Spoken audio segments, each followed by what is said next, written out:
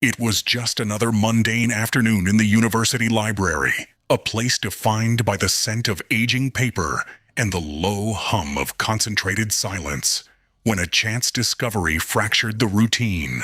Tucked within the brittle pages of a forgotten local history book, they found it, an old, hand-drawn map. The paper was thin and yellowed with age, its ink faded but still legible. It depicted a winding, unfamiliar path through the sprawling local park, a route that was conspicuously absent from any modern map. At the path's end, a single structure was marked with a cryptic label: the observatory. The mystery was too compelling to ignore. A whisper of adventure in their predictable student lives, as dusk began to settle, painting the sky in shades of orange and purple.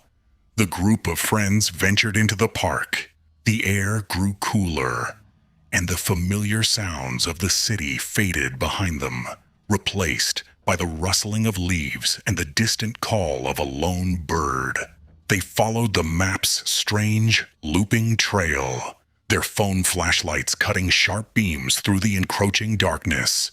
The woods grew denser, the trees looming over them like ancient sentinels. The path became less of a trail and more of a suggestion, almost swallowed by nature. After what felt like hours, they broke through a thicket of thorns and stopped dead. Before them stood not a scientific observatory, but a derelict, vine-choked mansion, its windows like vacant eyes staring out into the twilight. A heavy silence hung over the structure, a stark contrast to the life teeming in the woods around it.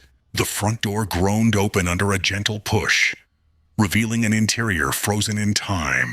A grand staircase swept upwards into darkness, and the furniture lay shrouded in white sheets, like pale ghosts in the gloom. Dust motes danced in the beams of their lights, the only movement in the stagnant air. As they crept deeper into the house, their senses sharpened. Faint, almost inaudible whispers seemed to echo from the walls, and the floorboards creaked in empty hallways above them. Doors that were firmly shut a moment ago were suddenly ajar. Shadows flickered and writhed in the corners of their vision, always disappearing when they turned to look directly.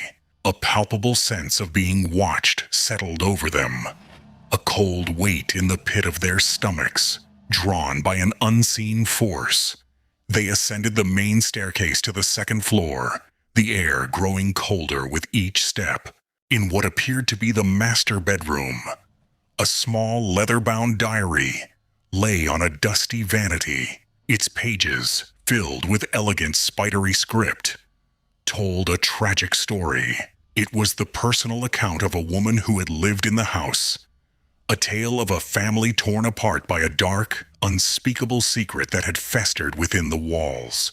The entries grew more erratic, more desperate, culminating in a final chilling passage dated nearly a century ago.